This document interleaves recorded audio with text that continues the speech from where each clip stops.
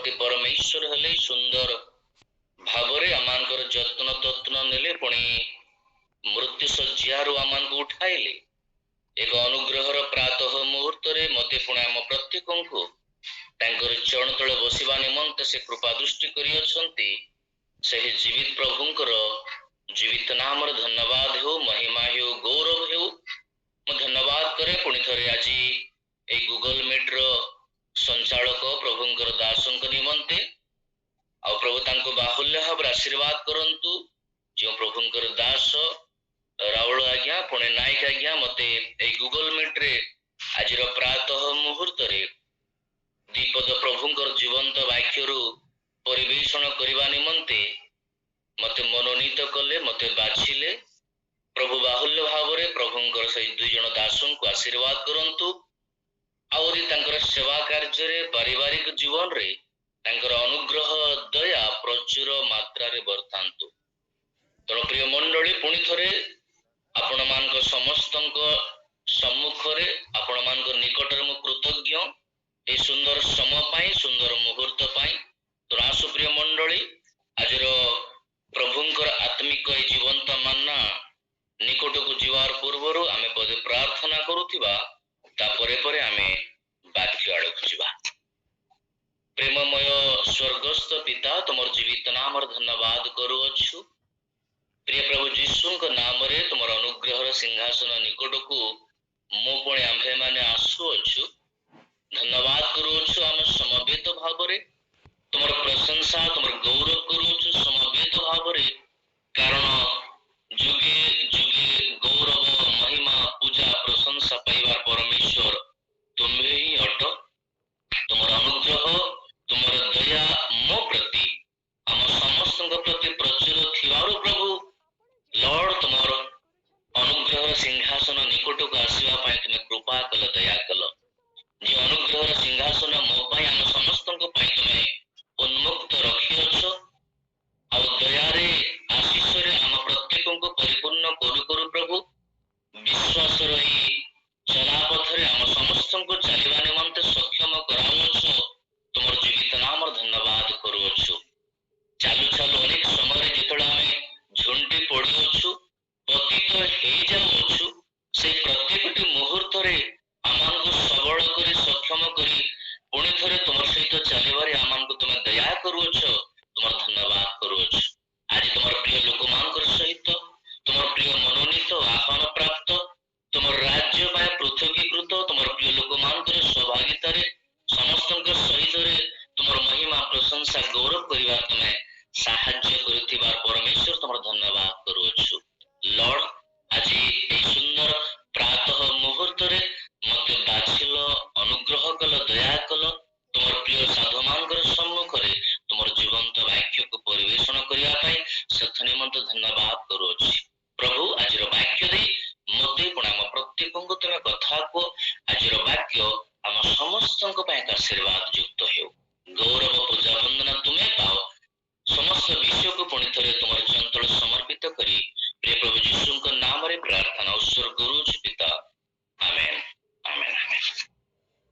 ଖ୍ରୀଷ୍ଟରେ ପ୍ରିୟ ମଣ୍ଡଳୀ, ବାସ୍ତବିକ ଆମେ ଏହିପରି ଏକ ଜୀବିତ ପରମେଶ୍ୱରଙ୍କର ସନ୍ତାନ ସନ୍ତତି ହେବାର ସୌଭାଗ୍ୟ ପାଇଅଛୁ, ଯାହା ଆମଙ୍କର ଭାଷା ବା ଆମଙ୍କର ପାଖରେ ଶବ୍ଦ ନାହିଁ ସେ ପ୍ରଭୁଙ୍କର ପ୍ରେମକୁ ବଖାଣିବା ପାଇଁ, ସେ ପ୍ରଭୁଙ୍କର ଜୟଗୀତିକୁ ଗାଇବା ପାଇଁ, ସେ ପ୍ରଭୁଙ୍କର ମହିମାକୁ ପ୍ରକାଶ କରିବା ପାଇଁ। ତଥାପି ପ୍ରଭୁ ଯେ ମହାନ ଅଟନ୍ତି, ପ୍ରଭୁ ଯେ ଅନୁଗ୍ରହକାରୀ ପରମେଶ୍ୱର ଅଟନ୍ତି, ଆମ ପ୍ରତ୍ୟେକଙ୍କର ଜୀବନରେ ସେହି ସାକ୍ଷ୍ୟ ଆମମାନଙ୍କୁ ସେ ଦେଇଅଛନ୍ତି। ଧୂଳିରୁ, ଖତରାଶିରୁ ଆମ ପ୍ରତ୍ୟେକଙ୍କୁ ଉଠାଇଥିବାର ଜୀବିତ ପରମେଶ୍ୱର ତାଙ୍କର ଗୁଣ କୀର୍ତ୍ତନ କରିବା ଆମଙ୍କର ପାଖରେ ଶବ୍ଦ ନାହିଁ, ଭାଷା ନାହିଁ। ତଥାପି ସେ ପ୍ରଭୁ ଆମଙ୍କ ପ୍ରତି କେତେ ଅନୁଗ୍ରହକାରୀ, କେତେ ସଦୟ ପରମେଶ୍ୱର ଅଟନ୍ତି। ପ୍ରିୟ ମଣ୍ଡଳୀ, ଆମ ପ୍ରତ୍ୟେକ ଜୀବନରେ ପ୍ରଭୁ ସେ ସାକ୍ଷ୍ୟ ଦେଇଅଛନ୍ତି। ଯୁଗେ ଯୁଗେ ତାଙ୍କର ମହିମା ହେଉ, ତାଙ୍କର ଗୌରବ ହେଉ, ତାଙ୍କର ପ୍ରଶଂସା ହେଉ। ପ୍ରିୟ ମଣ୍ଡଳୀ, ଗୀତ ସଂହିତା ତାର 5 ପର୍ବର 3 ପଦରେ ଭକ୍ତ ଦାଉଦ ଏହିପରି ଭାବରେ ପ୍ରାର୍ଥନା କରନ୍ତି,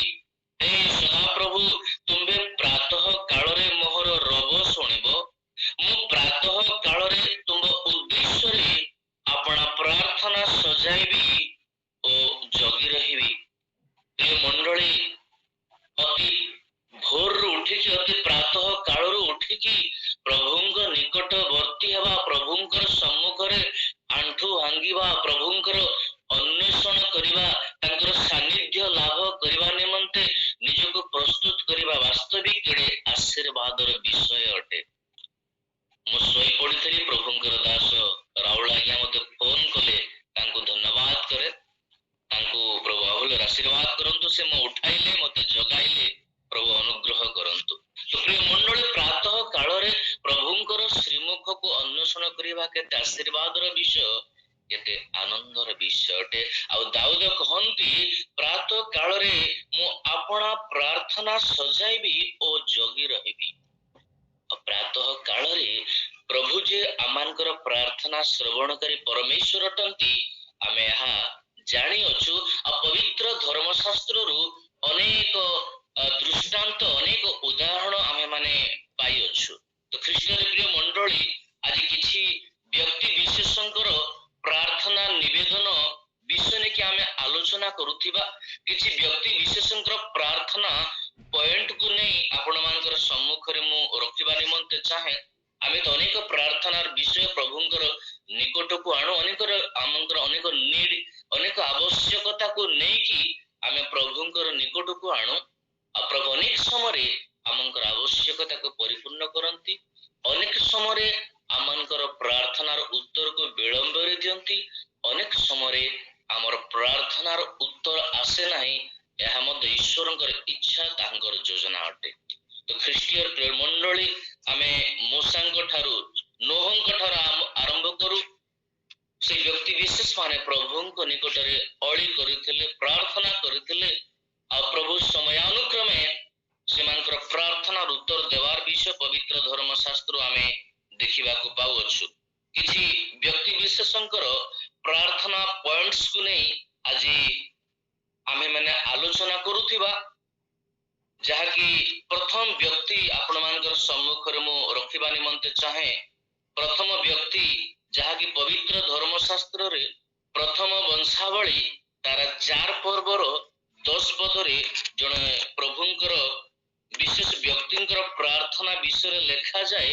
ଆପଣମାନେ ମୋ ସହିତ ଧର୍ମଶାସ୍ତ୍ରରେ ଦେଖିବାକୁ ପାରିବେ। ପ୍ରଥମ ବଂଶାବଳୀ ତାର 4 ପର୍ବର 10 ପଦରେ ଲେଖାଯାଏ।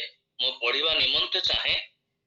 ମାତ୍ର ଏହି ଯାବେଶ ଇସ୍ରାଏଲର ପରମେଶ୍ୱରଙ୍କ ନିକଟରେ ପ୍ରାର୍ଥନା କରି କହିଲା, ଆହା, ଏହା ଯେପରି ଆମ୍ଭ ଦୁଃଖର କାରଣ ନ ହୁଏ, ଏଥିପାଇଁ ତୁମ୍ଭେ ଆମ୍ଭକୁ ନିତାନ୍ତ ଆଶୀର୍ବାଦ କର ଓ ଆମ୍ଭ ସୀମା ବୃଦ୍ଧି କର ଓ ତୁମ ହସ୍ତ ଆମ୍ଭର ସହାୟ ହେଉ, ପୁଣି ତୁମ୍ଭେ ଆମ୍ଭକୁ ମନ୍ଦରୁ ରକ୍ଷା କର।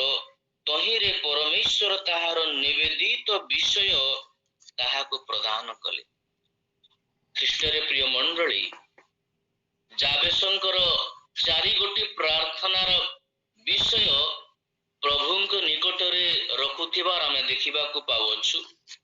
ଆଉ ତାଙ୍କର ପ୍ରାର୍ଥିତ ବିଷୟ ହେଉଅଛି କଣ ନା, ପ୍ରଭୁ ଆମମାନଙ୍କୁ ଆଶୀର୍ବାଦ କର, ଆମର ସୀମା ବୃଦ୍ଧି କର, ତୁମେ ଆମ୍ଭର ସହାୟ ହୁଅ, ପୁଣି ଆମମାନଙ୍କୁ ମନ୍ଦରୁ ରକ୍ଷା କର। এই 4 ଗୋଟି ପ୍ରାର୍ଥନା ପଏଣ୍ଟ ନେଇକି ପ୍ରଭୁଙ୍କର ଦାସ ଯାବେଶ ପ୍ରଭୁଙ୍କ ନିକଟରେ ଅଳି କରୁଅଛନ୍ତି, ବିନତି କରୁଅଛନ୍ତି। ଆଉ ପ୍ରିୟ ମଣ୍ଡଳୀ, ଲେଖାଯାଉଅଛି, ତହିଁରେ ପରମେଶ୍ୱର ତାହାର ନିବେଦିତ ବିଷୟ ତାହାକୁ ପ୍ରଦାନ କଲେ। এই 4 ଗୋଟି ପଏଣ୍ଟ ନେଇକି ଯେତେବେଳେ ଯାବେଶ ପ୍ରଭୁଙ୍କ ନିକଟରେ ପ୍ରାର୍ଥନା କରୁଅଛନ୍ତି, ଅଳି କରୁଅଛନ୍ତି, ଲେଖାଯାଉଛି ପବିତ୍ର ଧର୍ମଶାସ୍ତ୍ରରେ, ପ୍ରଭୁ ତାଙ୍କର ପ୍ରାର୍ଥନା ଶୁଣିଲେ, ପ୍ରଭୁ ତାଙ୍କର ନିବେଦନ ଶୁଣିଲେ। ପ୍ରାର୍ଥନାର ପଏଣ୍ଟ କଣ? ପ୍ରଭୁ ତୁମେ ଆମମାନଙ୍କୁ ଆଶୀର୍ବାଦ କର, ପ୍ରଥମ ବିଷୟ। ଦ୍ୱିତୀୟ ବିଷୟ ହେଲା ଆମର ସୀମାକୁ ବୃଦ୍ଧି କର। ତୃତୀୟ ବିଷୟ ହେଲା ତୁମ ହସ୍ତ ଆମ୍ଭର ସହାୟ ହେଉ।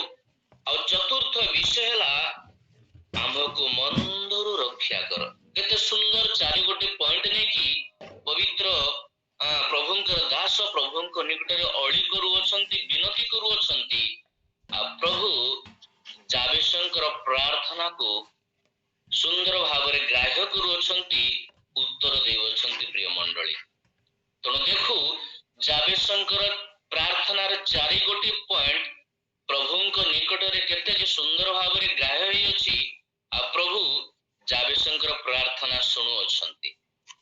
ଆମମାନଙ୍କର ଅନେକ ପ୍ରାର୍ଥନା ନିବେଦନ ଏପରି ଭାବରେ ଥାଏ, ଆମେ ମଧ୍ୟ ପ୍ରଭୁଙ୍କ ନିକଟରେ ଅଳି କରୁ, ବିନତି କରୁ, ଆଉ ସମୟାନୁକ୍ରମେ ପ୍ରଭୁ ତାଙ୍କର ଅନୁଗ୍ରହରେ, ତାଙ୍କର ଇଚ୍ଛାରେ ଆମମାନଙ୍କର ପ୍ରାର୍ଥିତ ବିଷୟ ଗୁଡ଼ିକ ଆମମାନଙ୍କର ଜୀବନରେ ସେ ପ୍ରଦାନ କରନ୍ତି।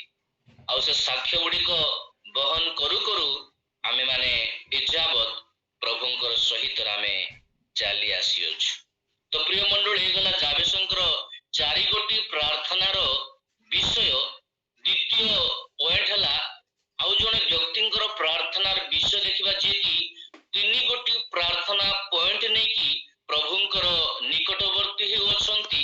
ଆଉ ସେଇ ବିଷୟ ଆମେ ମାନେ ପାଇପାରିବା ଯିଶାୟ ଭବିଷ୍ୟତ ବକ୍ତାଙ୍କ ପୁସ୍ତକ ତାର 38 ପର୍ବର ଯଦି ଆମେ 1 ରୁ 8 ପଦ ପଠନ କରୁଥିବା, ସେଠାରେ ଆମେ ଏକ ବ୍ୟକ୍ତି ବିଶେଷଙ୍କର ପ୍ରାର୍ଥନାର ବିଷୟ ଆମେ ଦେଖିବାକୁ ପାଇବା।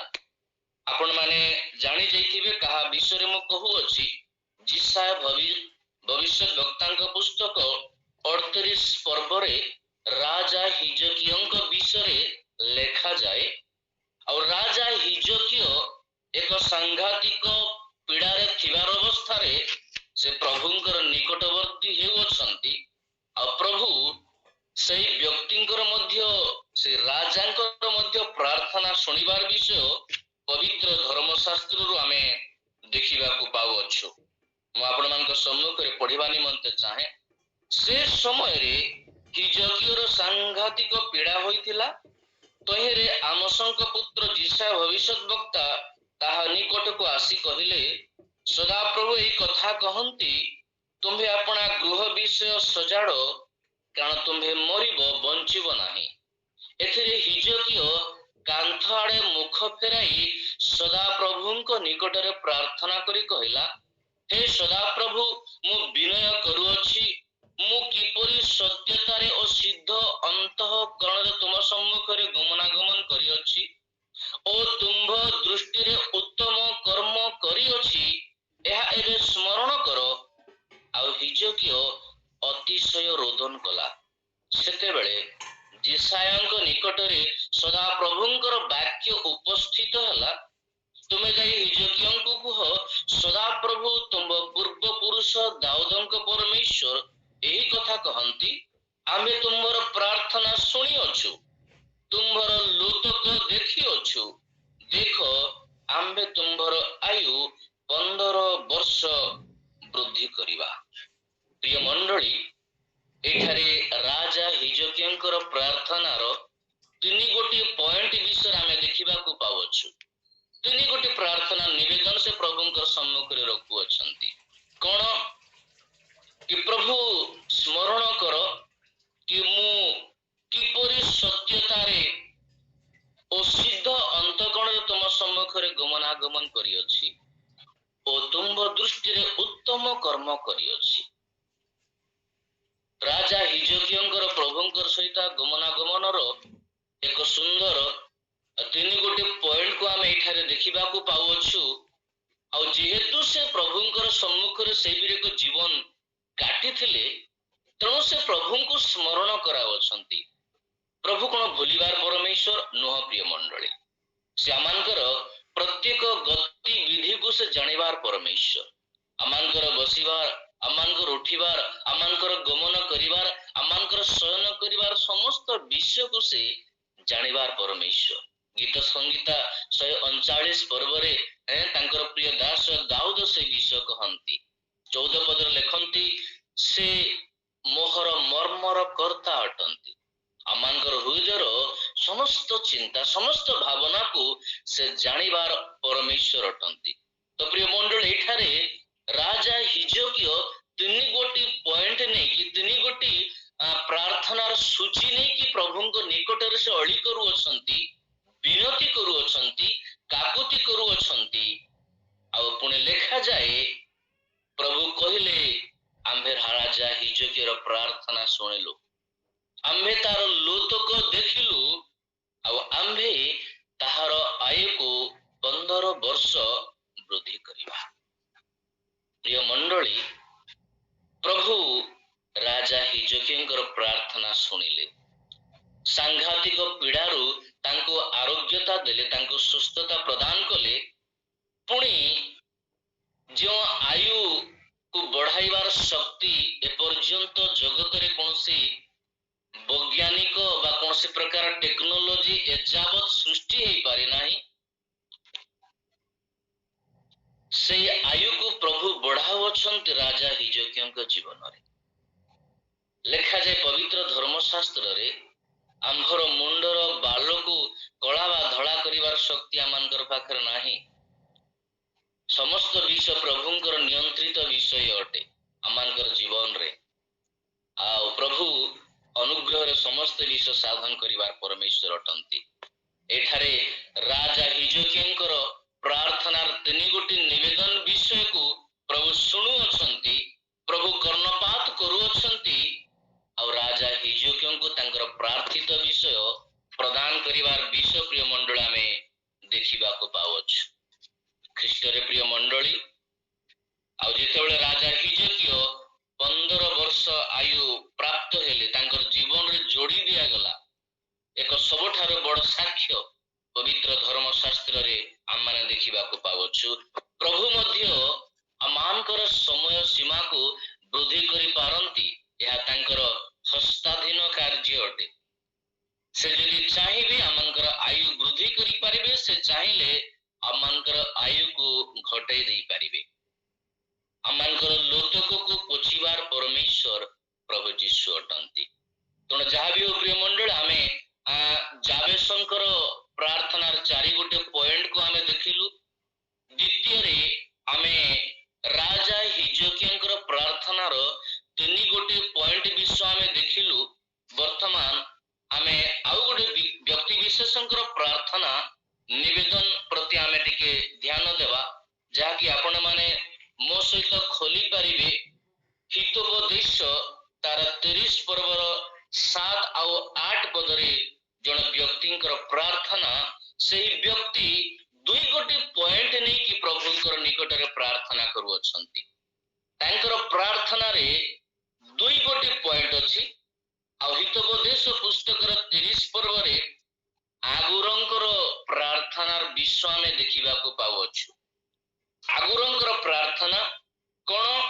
7 ଆଉ 8 ପଦରେ ପ୍ରିୟ ମଣ୍ଡଳୀ ଲେଖାଯାଏ, ହିତୋପଦେଶ 30 ପର୍ବର 7 ଆଉ 8 ପଦ, ମୁଁ ତୁମ୍ଭ ନିକଟରେ ଏ 2 ବର ମାଗିଅଛି, ମୁଁ ମରିବାର ପୂର୍ବରୁ ତାହା ମୋତେ ଦେବାକୁ ଅସମ୍ମତ ହୁଅ ନାହିଁ। 8 ପଦରେ ଲେଖାଯାଏ, ଅସାରତା ଓ ମିଥ୍ୟା କଥା ମୋ ଠାରୁ ଦୂର କର, ମୋତେ ଦରିଦ୍ରତା କି ଧନ ଦିଅ ନାହିଁ, ମୋ ପଡ଼ିର ଭାଗ ଦେଇ ମୋତେ ପ୍ରତିପୋଷଣ କର। ଏ ବ୍ୟକ୍ତିଙ୍କର ପ୍ରାର୍ଥନା ବହୁତ ଭଲ ଲାଗେ, ବହୁତ ସୁନ୍ଦର ଲାଗେ। ସମସ୍ତଙ୍କର ପ୍ରାର୍ଥନା ଅଛି, ସମସ୍ତଙ୍କର ପ୍ରାର୍ଥନାର ଗୋଟେ ଗୋଟେ ପଏଣ୍ଟ ଅଛି, ଅନେକ ପଏଣ୍ଟ ଅଛି, କିନ୍ତୁ ଆମେ ଦେଖିବାକୁ ପାଉ ଯେ ଆଗୁରଙ୍କର ପ୍ରାର୍ଥନା ପ୍ରଭୁଙ୍କ ନିକଟରେ କେତେ ନିଃସ୍ୱାର୍ଥ ପ୍ରାର୍ଥନା ଅଟେ। ଧନ ପାଇଁ, ସମ୍ମାନ ପାଇଁ, କୌଣସି ପଦବୀ ପାଇଁ, କୌଣସି ପ୍ରତିଷ୍ଠା ପାଇଁ ସେ ପ୍ରଭୁଙ୍କ ନିକଟରେ ପ୍ରାର୍ଥନା କରୁନାହାନ୍ତି। ସେ ମାତ୍ର 2 ଗୋଟି ବିଷୟ ପ୍ରଭୁଙ୍କ ନିକଟରେ ଅଳି କରୁଅଛନ୍ତି, ପ୍ରାର୍ଥନା କରୁଅଛନ୍ତି ପ୍ରିୟ ମଣ୍ଡଳୀ। ଆଉ କଣ? ମୁଁ ତୁମ୍ଭ ନିକଟରେ ଏ 2 ବର ମାଗିଅଛି। ମୋର 2 ଗୋଟି ପ୍ରାର୍ଥନାର ପଏଣ୍ଟ ପ୍ରଭୁ କଣ? ଅସାରତା ଓ ମିଥ୍ୟା କଥା ମୋ ଠାରୁ ଦୂର କର। ଆଉ 2 ନମ୍ବର ବିଷୟ ହେଉଛି, ମୋତେ ଦରିଦ୍ରତା କି ଧନ ଦିଅ ନାହିଁ, ମୋ ପଡ଼ିର ଭାଗ ଦେଇ ମୋତେ ପ୍ରତିପୋଷଣ କର। କେତେ ସୁନ୍ଦର ପ୍ରାର୍ଥନା। ଅସାରତା, ଯାହାକି ପ୍ରଭୁଙ୍କର ଦୃଷ୍ଟିରେ ଘୃଣ୍ୟ ବିଷୟ। ଆମେ ଏପରି ଏକ ଜଗତରେ ବସବାସ କରୁଅଛୁ ପ୍ରିୟ ମଣ୍ଡଳୀ, ଆମର ଚତୁଃପାର୍ଶ୍ୱରେ ଅନେକ ଅସାରତାର ବିଷୟ ଅଛି। ମୋବାଇଲ ଖୋଲୁ ଖୋଲୁ ମଧ୍ୟ ଅନେକ ଅସାର ବିଷୟ ଗୁଡ଼ିକ ଆମେ ଦେଖିବାକୁ ପାଉଅଛୁ। ୟୁଟ୍ୟୁବରେ ହେଉ, ଫେସବୁକରେ ହେଉ, ସୋସିଆଲ ମିଡିଆରେ ହେଉ, ଅନେକ ଅସାର ଅସାରର ବିଷ ଗୁଡ଼ିକ ଆମମାନଙ୍କର ଚତୁଃପାର୍ଶ୍ୱରେ ଆମେ ଦେଖିବାକୁ ପାଉଅଛୁ। ଶାନ୍ତି ନାହିଁ, ଆନନ୍ଦ ନାହିଁ, ଖୁସି ନାହିଁ। ଦିନ ପ୍ରତିଦିନ ଜୀବନରେ ଅନେକ ଅସାରତାର ବିଷୟ ଗୁଡ଼ିକ ଆମେ ଦେଖିବାକୁ ପାଉଅଛୁ। ଭାଇ ଭାଇ ବିରୁଦ୍ଧରେ, ପରିବାର ବିରୁଦ୍ଧରେ, ସେବକ ମାନଙ୍କର ବିରୁଦ୍ଧରେ, ମଣ୍ଡଳୀ ବିରୁଦ୍ଧରେ ଅନେକ କଥା। ଆଗରୁ କହୁଛନ୍ତି ପ୍ରଭୁ ଏଇ ଅସାର ସମସ୍ତ ବିଷ ଠାରୁ ମତେ ପ୍ରଭୁ ତୁମେ ଦୂର କର। କାରଣ ପ୍ରଭୁ ଅସାରତାକୁ ଭଲ ପାଇବାର ପରମେଶ୍ୱର ନୁହନ୍ତି। ସେ ସୂଚି ପରମେଶ୍ୱର, ସେ ପବିତ୍ର ପରମେଶ୍ୱର, ସେ ଧାର୍ମିକତାକୁ ପ୍ରେମ କରିବାର ପରମେଶ୍ୱର ଅଟନ୍ତି। ସେ ଅଧାର୍ମିକତାକୁ ଘୃଣା କରିବାର ପରମେଶ୍ୱର ଅଟନ୍ତି। ପ୍ରିୟ ମଣ୍ଡଳୀ, ତେଣୁ ଏଠାରେ ଆଗରୁ ପ୍ରାର୍ଥନା କରନ୍ତି ଅସାରତା ଓ ମିଥ୍ୟା କଥା ମୋ ଠାରୁ ଦୂର କର। ଅନେକ ସମୟରେ ଅନେକ ଛୋଟିଆ ବିଷୟ ନେଇକି ମଧ୍ୟ ଆମେ ମିଥ୍ୟା କଥା ଆମେ କହୁ। ମୋର ଜୀବନରେ ମଧ୍ୟ ମୁଁ ଅନେକ ଥର ଏପରି ଭୁଲ କରିଛି, ତ୍ରୁଟି କରିଅଛି। ତେଣୁ ମିଥ୍ୟା ବିଷ ପ୍ରଭୁଙ୍କର ଦୃଷ୍ଟିରେ ଘୃଣ୍ୟ ବିଷୟ ଅଟେ। ପ୍ରଭୁ ଯୀଶୁ କହନ୍ତି ତୁମାନଙ୍କର ହଁ କଥା ହଁ ହେଉ, ତୁମାନଙ୍କର ନା କଥା ନା ହେଉ। Your yes will be yes, your no will be no। ତେଣୁ ପ୍ରିୟ ମଣ୍ଡଳୀ, ଏଠାରେ ଆମେ ଆଗୁରଙ୍କର ସୁନ୍ଦର ପ୍ରାର୍ଥନା ଦେଖିବାକୁ ପାଉଛୁ। ଗୋଟି ପଏଣ୍ଟ ବିଷୟ, ଅସାରତା ଓ ମିଥ୍ୟା କଥା ମୋ ଠାରୁ ଦୂର କର, ମତେ ଦରିଦ୍ରତା କି ଧନ ଦିଅ ନାହିଁ। ପ୍ରଭୁ ମତେ ଏମିତି ବି ଗରିବ କର ନାହିଁ, କି ଦାଣ୍ଡର ଭିକାରୀ କର ନାହିଁ, କିବା ମତେ ଅଧିକ ଧନ ଦିଅ ନାହିଁ। ଅଧିକ ଧନ ପ୍ରାପ୍ତ ବ୍ୟକ୍ତି ମାନଙ୍କର ଜୀବନରେ ଆମେ ଦେଖିବାକୁ ପାଉଛୁ ପବିତ୍ର ବାଇବଲରେ, ସେମାନଙ୍କର ବିଶ୍ୱାସ ରୂପକ ଜାହାଜ ଗୁଡ଼ିକ ଦିନ ପ୍ରତିଦିନ ଭଗ୍ନ ହେବାରେ ଲାଗିଅଛି। ଧନଶୀଳ ବ୍ୟକ୍ତି ମାନଙ୍କର ପାଖରେ ସମୟ ନାହିଁ ପ୍ରଭୁଙ୍କର ନିମନ୍ତେ। ଧନଶୀଳ ବ୍ୟକ୍ତି ମାନଙ୍କର ପାଖରେ ଅନ୍ୟ ମାନଙ୍କର ପାଇଁ ଚିନ୍ତା ନାହିଁ। ସେମାନେ କେବଳ ନିଜର ପାଇଁ ଚିନ୍ତା କରିବାର ବ୍ୟକ୍ତି ବିଶେଷ ଅଟନ୍ତି। ସେମାନେ ନିଜର ସମସ୍ତ ଚାକଚକ୍ୟ, ନିଜର ଆରାମ ପାଇଁ ସେମାନେ ବଞ୍ଚୁଥିବାର ବ୍ୟକ୍ତି ବିଶେଷ ଅଟନ୍ତି। ଏପରି ବ୍ୟକ୍ତି ବିଶେଷଙ୍କୁ ପ୍ରଭୁ କହନ୍ତି ସୂଚୀର ଛିଦ୍ର ଦେଇ ଓଟ ପ୍ରବେଶ କରିବା ସହଜ, କିନ୍ତୁ ଧନୀ ବ୍ୟକ୍ତିର ସ୍ୱର୍ଗରାଜ୍ୟ ପ୍ରବେଶ କରିବା କେଡ଼େ କଷ୍ଟକର ବିଷୟ। ତେଣୁ ପ୍ରିୟ ମଣ୍ଡଳୀ, ଯାହା ବି ହେଉ, ଏଠାରେ ବ୍ୟକ୍ତି କହୁଅଛନ୍ତି ପ୍ରଭୁ ମତେ ଦରିଦ୍ରତା ଦିଅ ନାହିଁ, କି ମତେ ଧନ ଦିଅ ନାହିଁ। ମୋ ପଡ଼ିର ଭାଗ ଦେଇ ମତେ ପ୍ରତିପୋଷଣ କର। ମତେ ପ୍ରତିଦିନର ପଡ଼ି ମତେ ଦିଅ ପ୍ରଭୁ। ପ୍ରଭୁ ଯେପରି ଆମକୁ ପ୍ରାର୍ଥନା ଶିଖାଇ ଅଛନ୍ତି କି ଆମ୍ଭମାନଙ୍କୁ ପ୍ରୟୋଜନୀୟ ଆହାର ଦିଅ। ପ୍ରଭୁ ଆମଙ୍କର ପ୍ରତ୍ୟେକ ଦିନର ପ୍ରୟୋଜନକୁ ଜାଣିବାର ପରମେଶ୍ୱର, ଆଉ ସେ ଆମଙ୍କର ପଡ଼ିର ଭାଗ ଦେଇ ଆମକୁ ପ୍ରତିପୋଷଣ କରୁଥିବାର ପରମେଶ୍ୱର, ତାଙ୍କର ପବିତ୍ର ନାମର ଧନ୍ୟବାଦ। ତେଣୁ ପ୍ରିୟ ମଣ୍ଡଳୀ, ଏଠାରେ ଆଗୁରଙ୍କର ପ୍ରାର୍ଥନାର 3 ଗୋଟି ପଏଣ୍ଟ ଆମେ ଦେଖିଲୁ। ଯାବେସଙ୍କର ପ୍ରାର୍ଥନାର 4 ଗୋଟି ପଏଣ୍ଟ, ରାଜା ହିଜକିଙ୍କର ପ୍ରାର୍ଥନାର 3 ଗୋଟି ପଏଣ୍ଟକୁ ଆମେ ଦେଖିଲୁ। ତାପରେ ଆଗୁରଙ୍କର 2 ଗୋଟି ପ୍ରାର୍ଥନାର ପଏଣ୍ଟ ବିଷୟ ଆମେ ଦେଖିଲୁ। ଚତୁର୍ଥରେ ଆଉ ଜଣେ ବ୍ୟକ୍ତିଙ୍କର ବିଷୟ ଆମେ ଦେଖିବା, ଯିଏ କି ଗୋଟିଏ ପଏଣ୍ଟ ନେଇକି, ଗୋଟିଏ ପ୍ରାର୍ଥନାର ଅଳି ନେଇକି ପ୍ରଭୁଙ୍କର ନିକଟକୁ ଆସୁଅଛନ୍ତି। ଆଉ ତାହା ଆମେ ପାଇପାରିବା ପବିତ୍ର ଧର୍ମଶାସ୍ତ୍ର ଗୀତ ସଂହିତା 27 ପର୍ବରେ। ଆଉ 27 ପର୍ବର 4 ପଦରେ ଦାଉଦଙ୍କର ଗୀତ ଏଠାରେ ଲେଖାଯାଏ ପ୍ରିୟ ମଣ୍ଡଳୀ ଏପରି ଭାବରେ, ମୁଁ ସଦା ପ୍ରଭୁଙ୍କ ସୌନ୍ଦର୍ଯ୍ୟ ଦେଖିବା ପାଇଁ ଓ ତାହାଙ୍କ ମନ୍ଦିରରେ ଅନୁସନ୍ଧାନ କରିବା ପାଇଁ ଯେପରି ଯାବଜ୍ଜୀବନ ସଦାପ୍ରଭୁଙ୍କ ଗୃହରେ ବାସ କରିବି, ଏହି ଏକ ବିଷୟ ମୁଁ ସଦାପ୍ରଭୁଙ୍କ ନିକଟରେ ମାଗିଅଛି, ତାହା ହିଁ ମୁଁ ଅନ୍ୱେଷଣ କରିବି। ହାଲେଲୁୟା।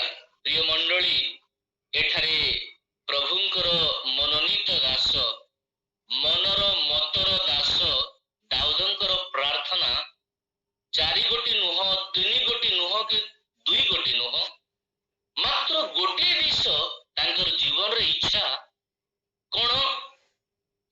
ଯେପରି ମୁଁ ଯାବଜ୍ଜୀବନ ସଦା ପ୍ରଭୁଙ୍କ ଗୃହରେ ବାସ କରିବି। এই ଗୋଟେ ବିଷୟ ପାଇଁ ଦାଉଦ ପ୍ରାର୍ଥନା କରୁଅଛନ୍ତି। ଆଜି ଆମେ ପ୍ରତ୍ୟେକ ଦିନ ଭୋରରୁ ଉଠୁଛୁ, ପ୍ରଭୁଙ୍କ ନିକଟବର୍ତ୍ତୀ ହେଉଅଛୁ। ଅଛୁ କଣ ପାଇଁ? ଆମର ଏକମାତ୍ର ଇଚ୍ଛା, ମଣ୍ଡଳରେ ଏକମାତ୍ର ଇଚ୍ଛା, ଯେପରି ଆମେ ଯାବଜ୍ଜୀବନ ଅନନ୍ତ କାଳ ପର୍ଯ୍ୟନ୍ତ ଆମେ ତାଙ୍କର ଗୃହରେ ଆମେ ବାସ କରିବା। ଯେଉଁ ପ୍ରଭୁଙ୍କୁ ଆଜି ଆମେ ଦେଖିପାରୁନୁ, ଯେଉଁ ପ୍ରଭୁଙ୍କୁ କେବଳ ବିଶ୍ୱାସରେ ଆମେ ଆରାଧନା କରି ଚାଲିଅଛୁ, ସମୟ ଆସିବ ସେ ପ୍ରଭୁଙ୍କୁ ଆମେ ସମ୍ମୁଖୀ ଦେଖିବା। ସେଇ ପ୍ରଭୁଙ୍କୁ ଆମେ ସେଇଦିନ କେତେ ସୁନ୍ଦର ଦିନ ହେବ, କେତେ ଗୌରବମୟ ଦିନ ହେବ, ଯେଉଁ ଦିନ ଆମମାନଙ୍କର ଏଇ ଚକ୍ଷୁ ଆମମାନଙ୍କର ସୃଷ୍ଟିକର୍ତ୍ତାଙ୍କୁ ଦେଖିବ। ଦାଉଦଙ୍କର ଏକ ପ୍ରାର୍ଥନା, କେତେ ସୁନ୍ଦର ପ୍ରାର୍ଥନା କି ପ୍ରଭୁ ମୋର ଜୀବନରେ ଗୋଟେ ମାତ୍ର ଲକ୍ଷ୍ୟ, ମୋର ଏକମାତ୍ର ପ୍ରାର୍ଥନାର ବିଷୟ ତାହା ହେଉଛି ପ୍ରଭୁ ମୁଁ ତୁମର ସୌନ୍ଦର୍ଯ୍ୟତାକୁ ଦେଖିବା ପାଇଁ ଚାହେଁ, ଆଉ ଯାବଜ୍ଜୀବନ ତୁମର ଗୃହରେ ମୁଁ ରହିବା ପାଇଁ ଚାହେଁ। ପ୍ରିୟ ମଣ୍ଡଳୀ, ଆମମାନଙ୍କୁ କଣ ଲୋଡ଼ା ଅଟେ? ଦାଉଦଙ୍କ ତୁଲ୍ୟ ଆମମାନଙ୍କର ପ୍ରାର୍ଥନା ନିହାତି ହେବା ଆବଶ୍ୟକ। ଯଦି ଆମେ ପ୍ରଭୁଙ୍କୁ ପ୍ରଥମ ସ୍ଥାନ ଦେଉଅଛୁ, ତାହେଲେ ସମସ୍ତ ଆମମାନଙ୍କର ଜାଗତିକ ଆବଶ୍ୟକତାକୁ ପ୍ରଭୁ ଯେ ମେଣ୍ଟେଇବାର ପରମେଶ୍ୱର ସେ ଆମମାନଙ୍କୁ ପ୍ରତିଜ୍ଞା ଦେଇଅଛନ୍ତି। ଯଦି ସେ ଚଢ଼େଇ ପାଇଁ ସମସ୍ତ ବିଷୟ ଆୟୋଜନ କରିପାରନ୍ତି, ଏ ସୃଷ୍ଟିର ସମସ୍ତ ପ୍ରାଣୀ ପାଇଁ ସମସ୍ତ ବିଷୟ ଆୟୋଜନ କରିପାରନ୍ତି, ତାହେଲେ ମଣିଷ ତ ସବୁଠାରୁ ସର୍ବଶ୍ରେଷ୍ଠ ଅଟେ। ତାଙ୍କ ପାଇଁ ସେ ସମସ୍ତ ବିଷୟ ରଖିଥିବାର ପରମେଶ୍ୱର ଅଟନ୍ତି।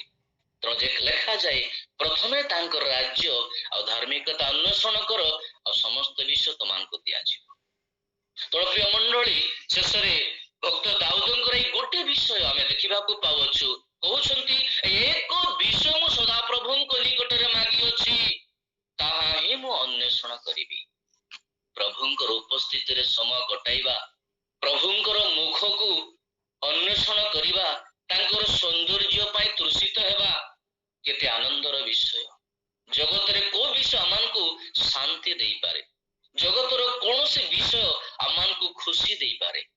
ପ୍ରିୟ ମଣ୍ଡଳୀ, ଆମମାନଙ୍କର ବିଶ୍ୱାସର ଚଲାପଥରେ ଗୋଟେ ବିଷୟ ଆମମାନଙ୍କୁ ଆବଶ୍ୟକତା, ତାହା ହେଉଛନ୍ତି ଆମମାନଙ୍କର ପ୍ରଭୁ ଯୀଶୁ। ଯଦି ଯୀଶୁ ଅଛନ୍ତି, ଆମମାନଙ୍କର ଜୀବନରେ ସମସ୍ତ ବିଷୟ ଅଛି। ଯଦି ପ୍ରଭୁ ଅଛନ୍ତି, ଆମର ଜୀବନରେ ସମସ୍ତ ବିଷୟ ଅଛି। ଗରିବ ଲାଜାରର ବିଷୟକୁ ଆମେ ଦେଖୁ, ଧନୀର ବିଷୟକୁ ଆମେ ଦେଖୁ।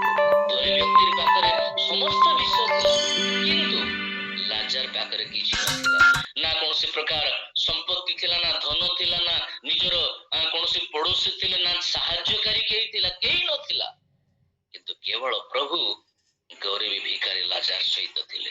ଯଦି ପ୍ରଭୁ ମୋ ସହିତ ଆମମାନଙ୍କର ସହିତରେ ଅଛନ୍ତି, ତାହା ଆମମାନଙ୍କ ନିମନ୍ତେ ଯଥେଷ୍ଟ।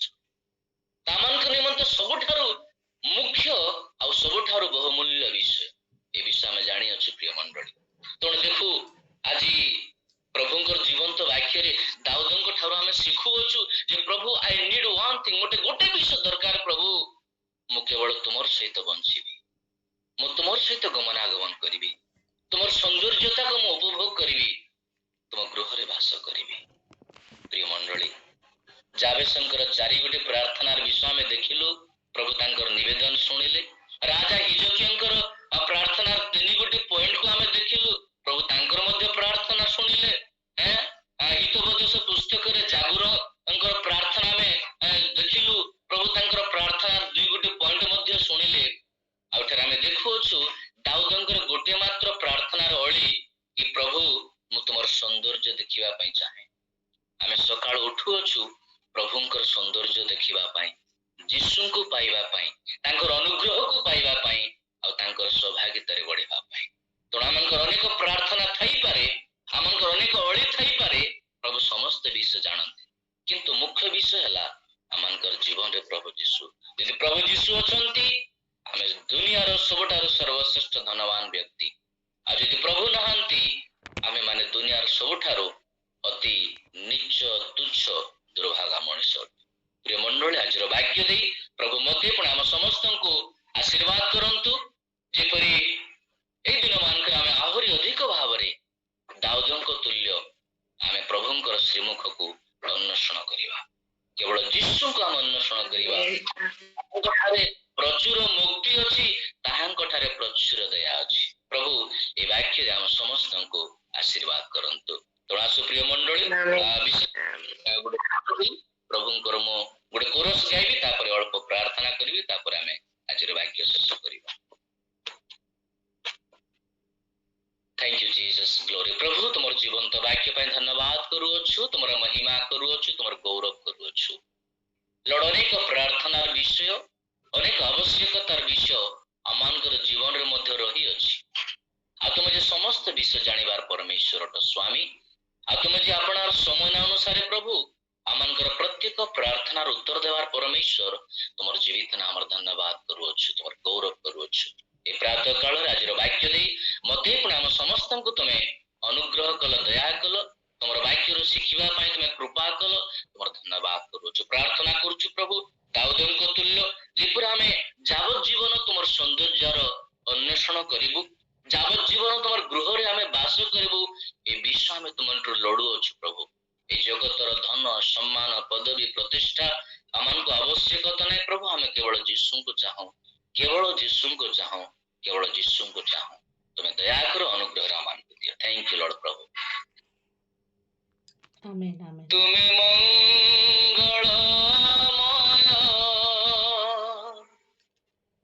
तुम्हें आराध्य अनंत, तुम्हें सर्वशक्तिमान, तुम्हें नित्य जीवित, तुम्हें मंगलमय,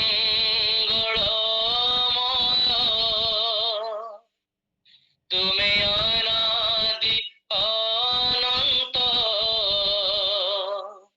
तुम्हें सर्वशक्तिमान, तुम्हें नित्य जीवित, कल प्रभु पाप क्षमा दिय तुम अनुग्रह दान, आहे प्रभु दयामय तुम्हें केड़े महान हे, आहे प्रभु क्षमामय तुम्हें केड़े महान हे, आहे प्रभु दयामय तुम्हें केड़े महान हे, आहे प्रभु क्षमामय तुम्हें केड़े महान हे। हालेलुया हालेलुया हालेलुया होसन्ना, हालेलुया हालेलुया हालेलुया होसन्ना, हालेलुया हालेलुया हालेलुया होसन्ना, हालेलुया हालेलुया हालेलुया होसन्ना। थैंक यू मंडली। मु अधिक 6 मिनिट नहीं जाइए, मत क्षमा करेंगे। समस्त को पुणी धन्यवाद। समस्त को नमस्कार। थैंक यू मंडली।